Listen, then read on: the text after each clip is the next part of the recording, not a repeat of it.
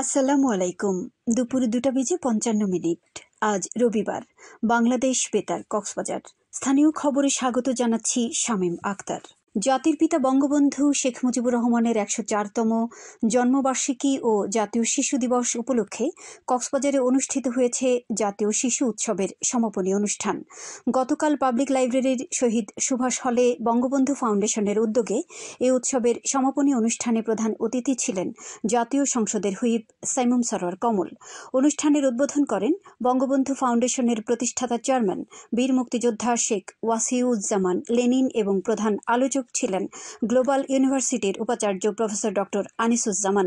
এতে সভাপতিত্ব করেন জেলা জজ আদালতের নারী ও শিশু নির্যাতন দমন ট্রাইব্যুনাল 3-এর special PP advocate Ekramul Huda. পরে বঙ্গবন্ধু ভাস্কর্যের সম্মাননা স্মারক প্রদান ও শিশুদের অংশগ্রহণে সাংস্কৃতিক অনুষ্ঠান পরিবেশিত হয়। কক্সবাজার জেলা ক্রীড়া সংস্থার নবনির্বাচিত কার্যনির্বাহী কমিটির অভিষেক অনুষ্ঠান সম্পন্ন হয়েছে। গতকাল ইনডোর স্টেডিয়ামে জেলা ক্রীড়া সংস্থার নবনির্বাচিত সকল কর্মকর্তাদের শপথ বাক্য পাঠ করান অনুষ্ঠানের প্রধান অতিথি জেলা প্রশাসক এবং জেলা ক্রীড়া সংস্থার সভাপতি মোহাম্মদ শাহিন ইমরান। এ সময় তিনি বলেন, জেলার প্রতিটি ইউনিয়নে খেলার মাঠ করা হবে। এতে সভাপতিত্ব করেন অতিরিক্ত জেলা প্রশাসক এবং জেলা ক্রীড়া সংস্থার সহ সভাপতি বিভূষণ কান্তি দাস। পরে বাংলাদেশ কারাতে ফেডারেশন বিচারক নির্বাচিত হওয়ায় 4 জন বিচারককে জেলা ক্রীড়া সংস্থার পক্ষ থেকে সংবর্ধিত করা হয়।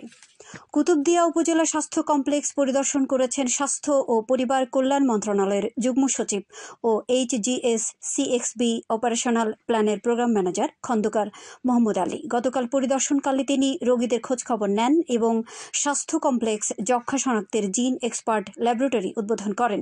পরে স্বাস্থ্য কমপ্লেক্সের শেখ রাসেল অডিটোরিয়ামে অনুষ্ঠিত মতবিনিময় সভায় প্রধান অতিথির বক্তব্য রাখেন। উপজেলা স্বাস্থ্য ও পরিবার পরিকল্পনা কর্মকর্তা ডাক্তার গোলাম মোস্তফা নাদিমের সভাপতিত্বে মতবিনিময় সভায় HGS-CXB অপারেশনাল প্ল্যানের deputy programme manager doctor Kazi Mohammad Salehin তৌহিদ বক্তব্য রাখেন। এ সময় স্বাস্থ্য কমপ্লেক্সের চিকিৎসক, নার্স, কর্মকর্তা, কর্মচারী সহ সংশ্লিষ্টরা উপস্থিত ছিলেন।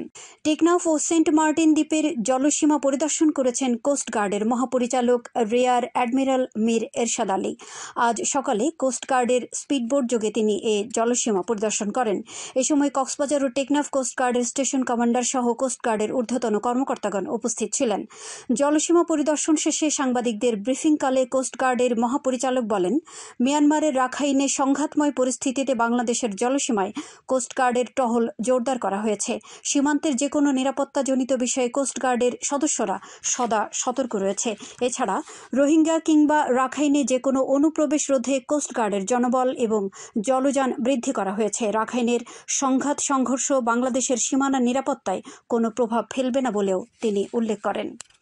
উখিয়া উপজেলার পালংখালী গয়ালমারা সড়কের কার্পেটিং কাজ শেষ হয়েছে। চলতি অর্থবছরে জনগুরুত্বপূর্ণ সড়ক উন্নয়ন কর্মসূচির আওতায় বিশ্বব্যাংকের অর্থায়নে স্থানীয় সরকার প্রকৌশল অধিদপ্তর LGED 1,30,00,000 টাকা ব্যয়ে বরাদ্দে এ প্রকল্প বাস্তবায়ন করে। উপজেলা প্রকৌশলী রুকনুজ্জামান খান জানান, 1.5 কিলোমিটার সড়কের কার্পেটিং কাজের পাশাপাশি কালভার্ট, ব্রিজ ও গাইড ওয়াল নির্মাণ করা হয়েছে। পালংখালী ইউনিয়ন পরিষদের চেয়ারম্যান M গফুরউদ্দিন জানান, সড়কটির কার্পেটিং কাজ শেষ হওয়ায় 10,000 মানুষের যাতায়াত সুবিধা সহ পণ্য পরিবহনের সুযোগ সৃষ্টি হয়েছে। আবহাওয়া। আজ দুপুর 12টা হতে আগামীকাল দুপুর 12টা পর্যন্ত কক্সবাজার ও পার্শ্ববর্তী এলাকাসমূহের জন্য আবহাওয়ার পূর্বাভাসে বলা হয়েছে, আকাশ অস্থায়ীভাবে আংশিক মেঘলা সহ মেঘাচ্ছন্ন থাকতে পারে। সেই সাথে 2-1 জায়গায় অস্থায়ীভাবে দমকা অথবা ঝোড়ো হাওয়া সহ বৃষ্টি অথবা বজ্রসহ বৃষ্টি হতে পারে। বাতাস দক্ষিণ দক্ষিণ পশ্চিম দিক হতে ঘন্টায় 8 থেকে 16 কিলোমিটার। সেই সাথে অস্থায়ীভাবে দমকা সহ দক্ষিণ দক্ষিণ পূর্ব দিক হতে ঘন্টায় 30 থেকে 40 কিলোমিটার বা তারও অধিক বেগে প্রবাহিত হতে পারে। কক্সবাজার সমুদ্র বন্দরের জন্য কোনো সংকেত নেই। আগামী 24 ঘন্টায় দিন ও রাতের তাপমাত্রা প্রায় অপরিবর্তিত থাকতে পারে।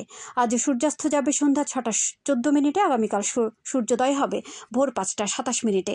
আজকের সর্বনিম্ন তাপমাত্রা ছিল 28.8 ডিগ্রি সেলসিয়াস এবং সর্বোচ্চ তাপমাত্রা ছিল 34 ডিগ্রি সেলসিয়াস। এখন জানিয়ে দিচ্ছি বাঁকখালী নদীর মোহনা ও সংলগ্ন এলাকার সামুদ্রিক জোয়ার ভাটার সময়সূচি। আজ জোয়ার শুরু হবে বিকেল 3টা 9:43 মিনিটে চলবে, রাত 9:34 পর্যন্ত। ভাটা শুরু হবে রাত 9:34 চলবে রাত 3:54 পর্যন্ত। পুনরায় জোয়ার শুরু হবে রাত 3:54 চলবে আগামীকাল সকাল 9:49। সবশেষে পর্যটক বার্তা।